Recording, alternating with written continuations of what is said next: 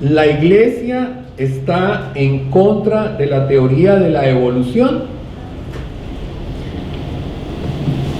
La primera vez que tuve la oportunidad de ir a Nueva York, fui obviamente al Museo de Ciencias Naturales. Esto fue hace muchos años. Y recuerdo mucho que cuando yo entré, lo recibe a uno, en la entrada hay un esqueleto de un tiranosaurio rex, un dinosaurio de estos de 5 metros de alto, 10 de largo, enterito, que lo tiene uno así como mirándolo, ¿no? Yo en esa época, yo nunca fui ateo, pero tampoco fui una persona, ni negaba ni aceptaba a Dios. O sea, para mí como que yo no le gastaba ese tema ni un minuto.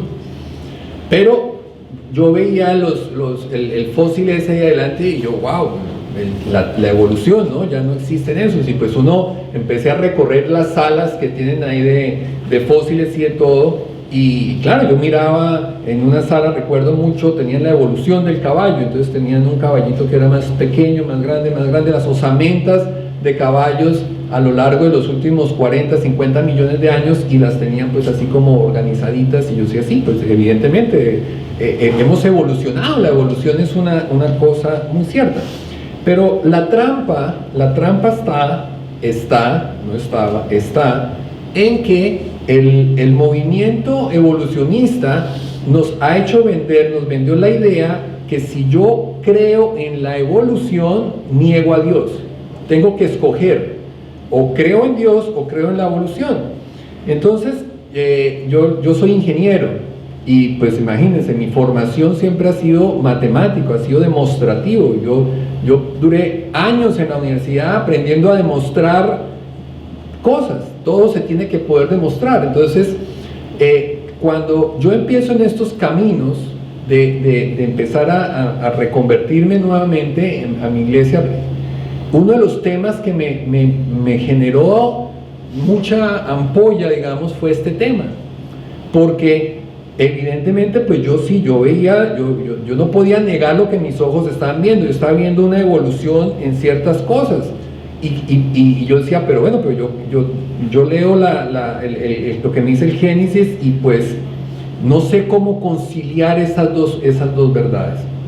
Entonces, claro, me tomó tiempo empezar a encontrar respuestas que me hicieran sentido, que me tuvieran lógica, para poder un poco como aprender a vivir yo mismo bien, sentirme cómodo, no que... Entonces, claro, cuando yo empecé en mi reconversión, pues, y tocaba este tema con amigos, con familia, yo con timidez y vergüenza les reconozco, yo decía, no, es que la teoría de la creación, yo me quedo con la teoría de la creación, la teoría de la evolución es mentira.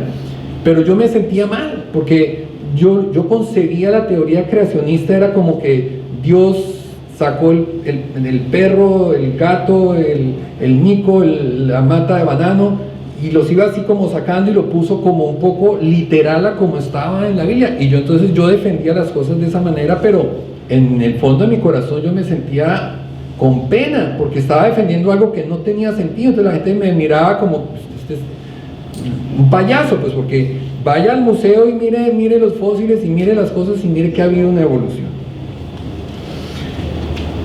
Hasta el siglo XVIII, las preguntas fundamentales del hombre, como esa, ¿de dónde venimos? La única fuente que el hombre tenía hasta el siglo XVIII era la Biblia, para los temas fundamentales del hombre. A partir de ese desarrollo científico del siglo XVIII, XVII, XVIII, es donde el hombre empieza como a empezar a entender que todas esas formas tan inexplicables, sin sentido, adoptadas literal, empezaron a decir, no, pues yo ya entiendo que el hombre no se forma en el vientre de la mujer, la intervención de la mujer en la formación de un feto es una cosa de hace 300 años. Hasta hace 300 años médicamente se sabía que la mujer nada tenía que ver en el embarazo. Ella prestaba el estómago, el vientre, prestaba, el óvulo fecundado no se conocía. Entonces, cuando de pronto se descubre eso, uy, no, un minuto, como que no necesitamos a Dios para explicar todos los fenómenos naturales. Y se empieza a generar esa sensación de que o yo acepto a Dios tal y como me lo querían vender equivocadamente, como ese mago que saca cosas así, o acepto la teoría evolucionista, donde yo también decía, o esto no, o es Dios, o es lo otro. Entonces, esta es la razón un poco de que hasta hace poco, hasta hace 250, 300 años, las verdades fundamentales, el hombre solamente podía acudir a la Biblia, lo que dijera la Biblia. ¿Cómo se creó el universo? No se sabía cómo se había creado el universo, lo que dijera la Biblia. La teoría de la evolución tiene 3 pilares, la mayoría no lo sabemos, pero se los quiero recordar básicamente. 1, existen mutaciones.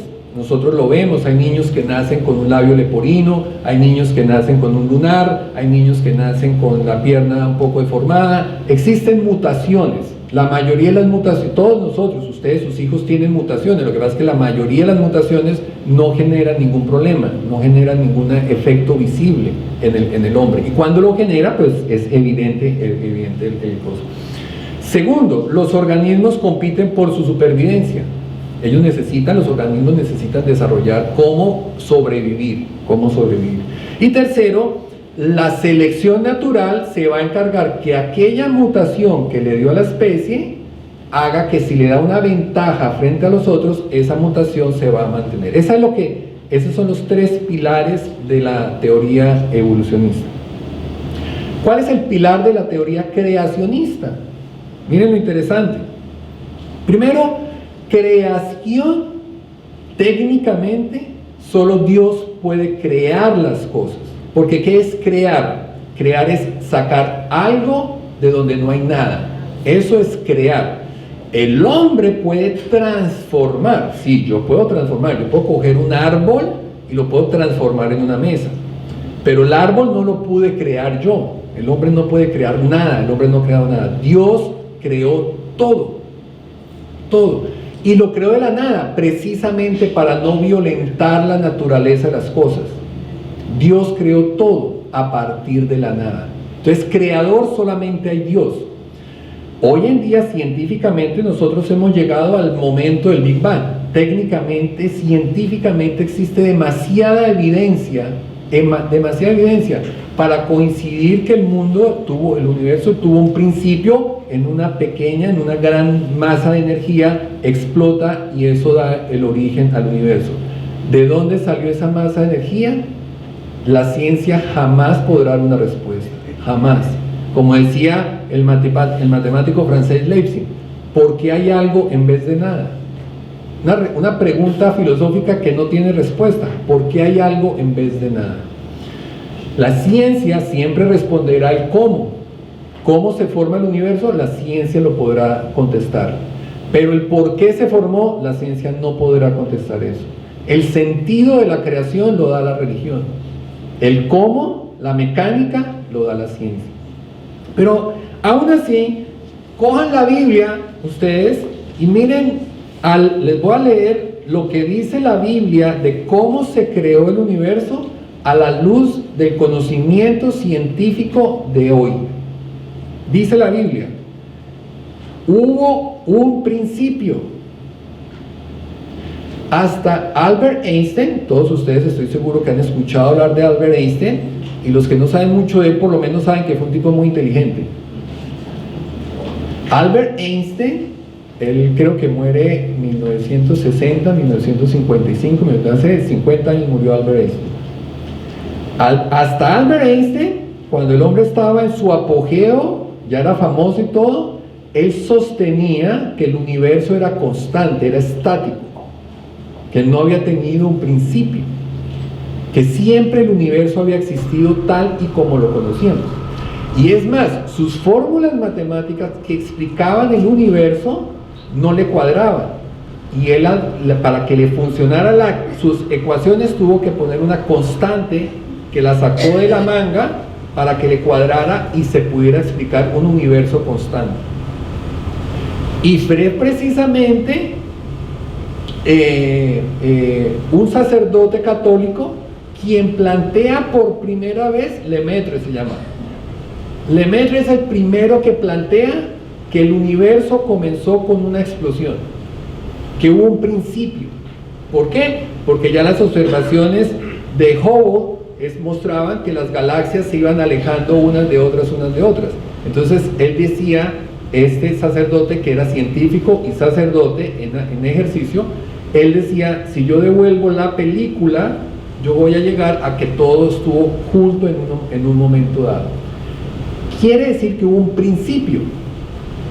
Y Albert Einstein, muchos años después, dijo, el error más grande que he cometido en mi vida fue esa constante. Y Albert Einstein reconoce, como hoy reconoce todos los científicos, que el universo tuvo un principio, como lo dice la Biblia.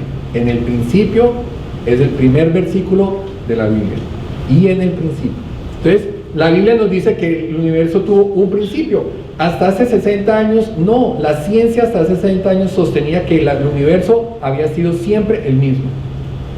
Segundo, ese principio generó luz. Hoy sabemos que esa gran explosión, ese Big Bang, generó una cantidad de luz que todavía los radiotelescopios captan señales de esa explosión. ¿Qué hubo luz? Tercero, que se empezaron a formar los planetas. Eso también lo sabemos hoy por la ciencia, que los planetas se fueron formando. Luego que se formaron las estrellas. Luego que se surgieron las lluvias y los mares. Hoy también sabemos que aquí en la Tierra primero hubo agua antes que la vida. Luego que se formó el reino vegetal, se formó el reino animal y por último el hombre. Eso es lo que dice la ciencia hoy en día. Claro, la Biblia no lo habla en términos de fusión nuclear, Big Bang, ondas gamma, genética, ADN, pues porque de pronto, incluso aquí en esta sala, de pronto algunos de ustedes incluso se me pueden sentir un poquito perdidos con las palabras que yo estoy diciendo. Ahora imagínense hace 1700 años cuando Moisés escribe el Génesis. Pero estaba escrito como hoy la ciencia también nos lo está diciendo. Entonces, las dos teorías son iguales. La teoría creacionista y la teoría de la evolución es exactamente lo mismo, en términos y en lenguaje en que nosotros lo podemos entender, y en el lenguaje bíblico pues es un lenguaje de hace 1700 años. Ese árbol de la vida que Darwin presentó, donde Darwin dijo, bueno, pues encuentro que todas las especies tienen que tener un factor común, entonces si este es hijo de este, es derivado de este, derivado, va a llegar a una semilla básica, ese árbol de la vida. La ciencia no lo ha encontrado ni lo va a encontrar. El registro fósil es el peor enemigo de Darwin, de la teoría evolucionista de Darwin como él la está planteando. Yo les voy a... el universo tiene más o menos, coinciden los científicos, 15.000 millones de años formado. El universo, ese Big Bang ocurrió hace 15.000 millones de años. Y hace 5.000 millones, o sea, una tercera parte, se forma el planeta Tierra. Empieza la formación del planeta Tierra. Este planeta en el que nosotros vivimos tiene una vida de 5.000 millones de años. Yo les voy a ustedes a resumir esos 5.000 millones de años en un día de 24 horas. ¿Estamos? Esos 5.000, un reloj de 24 horas. Es decir, que a las 00 se está formando el planeta Tierra. Más o menos hacia las 3 de la mañana empieza la vida unicelular en el planeta Tierra. 3 de la mañana.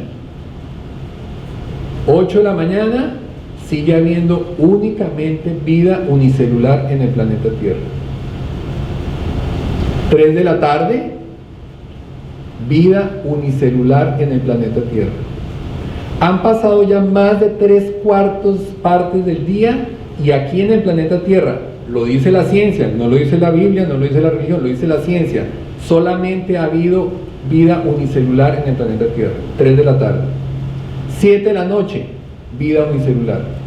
De pronto, 8:20, aparecen la mayoría de las especies que conocemos nosotros hoy. Por registro fósil. Esa de las 8:20 a las 8:35, donde aparecen todas las especies que conocemos existen hasta el día de hoy en el planeta Tierra. Eso se llamó como la gran explosión cámbrica. Es un periodo de la Tierra. La Tierra ha tenido etapas. la gran explosión cámbrica, ocurrido 535 millones de años atrás. Registro fósil. Entonces, cuando se encuentra, Darwin alcanzó a conocer muchos de los fósiles de la época del cámbrica. Usted, fósil que vea, yo le apuesto que es de la época cámbrica. El animalito con un poco de esqueletos acá, el pescadito alargado con esqueleto y cerebro y ojos, eso es de la época cámbrica. Y Darwin conoció muchos de esos. Nunca encontraron el fósil anterior. Y Darwin decía, bueno, algún día, pues porque en ese momento todavía no conocían cómo excavar a grandes profundidades, y él decía, tiene que encontrarse en algún momento dado. Hasta hoy, año 2017, no se ha encontrado el fósil anterior a todos esos fósiles que ustedes conocen. Y hasta hace muchos años decían, bueno, no, es que eso tiene que estar muy enterrado debajo de la tierra. Bien. Cuando empieza la explotación petrolera, incluso en el mar, que ha bajado 9 kilómetros de profundidad, no ha salido nada. El registro fósil no probado, la gente piensa que la ciencia sigue buscando solamente el eslabón perdido, que es el antecesor del hombre. No, está buscando cuál es el antecesor del perro, cuál es el antecesor del helecho, cuál es el antecesor del banano, porque según Darwin todo proviene de esa misma semilla. Cómo se formó, cómo se pasó de un animal a una planta de mango y a una de coco, no existe el fósil.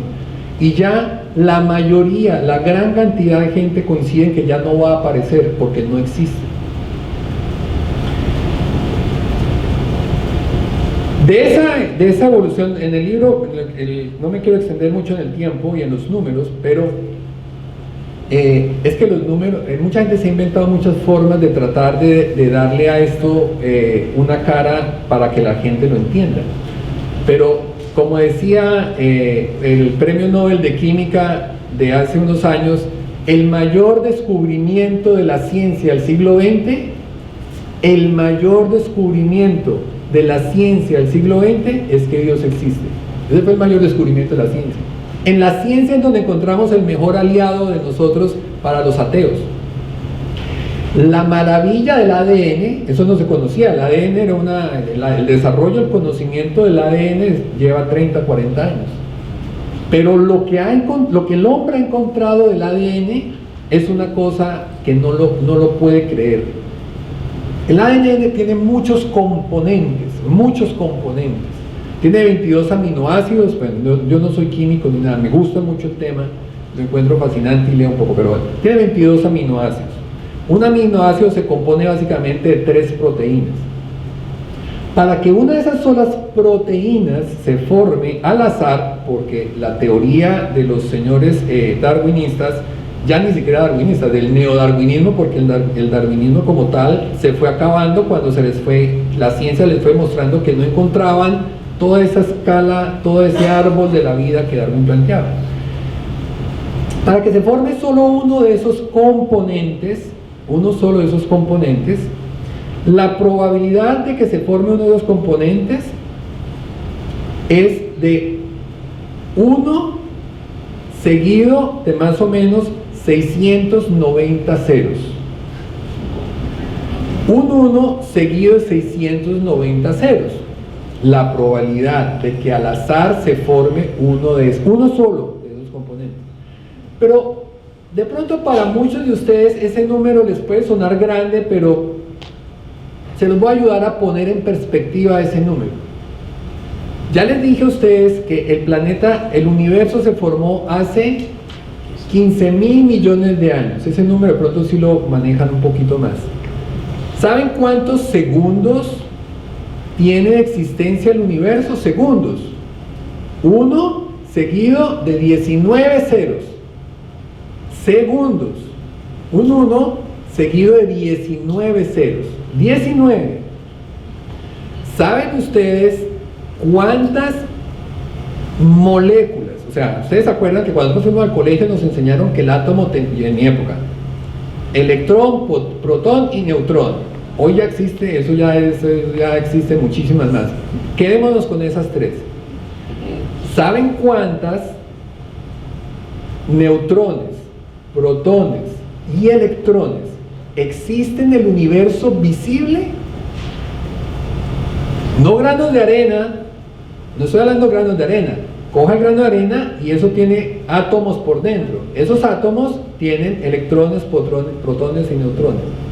Hágale Google y se va a encontrar que la mayoría de los científicos coinciden en que existe un 1 seguido de 90 ceros de partículas atómicas en el universo visible, no en el planeta Tierra, Sol, lo que se ve, universo visible, y lo que nosotros vemos no es nada con lo que ve Hubble, el telescopio Hubble y los telescopios.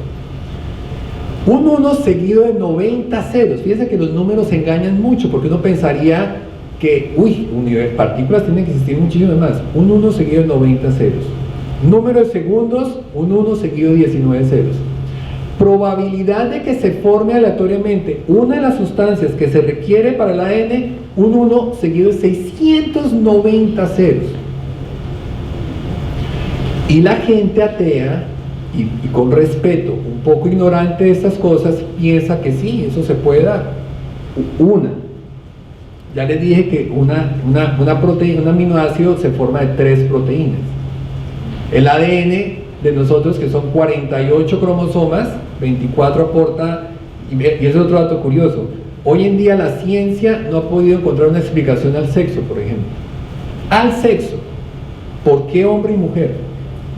La teoría de Darwin dice que la mutación que le dé ventaja a la especie, que la haga más fuerte, que la haga mejor, que le dé mejores posibilidades de sobrevivir, es la mutación que va a quedar. No existe nada contra la reproducción asexuada. No existe nada mejor que la reproducción asexuada. ¿Ustedes se imaginan si el oso panda no necesitara de una osa panda para que existieran más osos pandas? No estarían extintos, no se iban a extinguir esa belleza de animales. El problema es que no hay muchas osas, y entonces, como no hay muchas osas, el pobre oso tiene que caminar y caminar, y el bambú no le da mucha energía porque es un problema del pobre oso panda. Pero la mejor estrategia de sobrevivencia de una especie es la reproducción asexuada, o sea, que no necesite de macho para... Y el sexo le introdujo una complejidad a la especie impresionante. Hoy la ciencia no tiene una explicación para esto. Entonces, la ciencia dice, los darwinistas, sí, se formó al azar ese primer organismo unicelular, y nace con inteligencia para poderse reproducir a sí mismo. Imagínense, de una vez ya nace con esa información. Entonces, se ha planteado científicamente la alternativa, que es el diseño inteligente. ¿Qué es el diseño inteligente? El diseño inteligente se basa básicamente en dos cosas, que son lo que se llama complejidad irreductible, el término ya se los explico, y complejidad específica. ¿Qué quiere decir complejidad irreductible? ¿Ustedes se acuerdan? No los relojes digitales, ¿se acuerdan de los relojes de su abuelito? ¿Se acuerdan los relojes de su abuelito que tenían un pocotón de piñones y cosas, y uno los veía con una... ¿Se acuerdan? Ok. Quítele usted una sola piecita de ese reloj, una sola. ¿Qué va a pasar? ¿El reloj funciona o no funciona? No funciona. ¿Cómo puede evolucionar un piñón? ¿Qué es la complejidad irreductible? Quiere decir que todos los componentes tienen que estar ahí presentes al tiempo.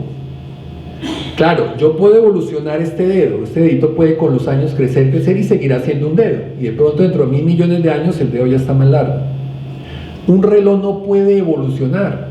El reloj necesita que todas las piezas estén juntas al mismo tiempo, no puede ser el producto de un sistema evolutivo. Con los microscopios telescópicos electrónicos que tenemos hoy, los microscopios, ya hemos encontrado unas bacterias que, si usted la mira, parece un motor eléctrico. Tienen piñón, tiene engranaje, tiene hélice. El Flagellum vagellum, ustedes miren en Google, en YouTube, y ustedes miran eso y ustedes dicen, eso tiene que ser hecho por un hombre, que eso parece un aparato eléctrico. Tiene piñón, engranaje, todo. ¿Cómo evolucionó eso? No tiene. Eso es lo que se llama complejidad irreductible. Y complejidad específica, se los pongo un ejemplo. Una letra por sí sola es específica sin ser compleja, una letra del alfabeto. Muchas letras al azar es compleja sin ser específica. Un soneto de William Shakespeare es complejo y específico.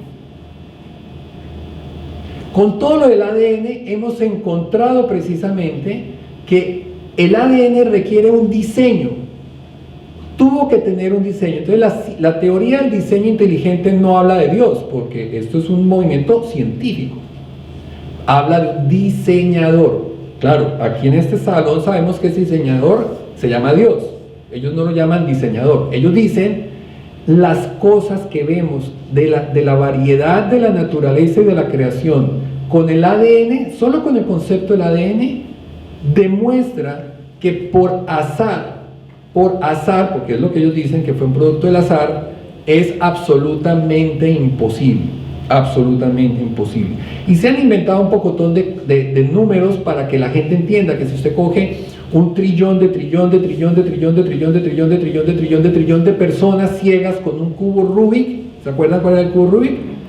Y todos lo arman estos ciegos, todos esos al tiempo, esa es la probabilidad de que se forme una de las otras partículas del ADN que se necesitan. Sin embargo, los ateos dicen, sí, así fue. La posición de la Iglesia Católica, la enseñanza, la Iglesia, claro, no va a entrar en un debate científico como les estoy explicando yo a ustedes. Dice, a mí, tráiganme la teoría que ustedes quieran, llámenla como quieran, a mí lo único que me interesa es que su teoría tiene que comenzar con un creador. Punto. Un creador. Y la ciencia parte, porque ya hay muchísimos científicos que precisamente ante el descubrimiento de la naturaleza llega a la conclusión que tiene que haber un creador, que aquí hubo una inteligencia. El universo para que se diera vida acá, se tuvo que haber pasado, se tuvieron que haber alineado muchísimos factores para que se hubiera dado. En la terquedad de negar a Dios, porque es que no lo quieren reconocer por ningún lado, entonces se inventaron la teoría de los multiuniversos. Yo no sé si ustedes han escuchado la teoría de los multiuniversos. Quiere decir que este no es el único universo existente. Existen miles y miles y miles de millones de universos en este momento, y que fue el que se dieron todas las variables para que se generara la vida.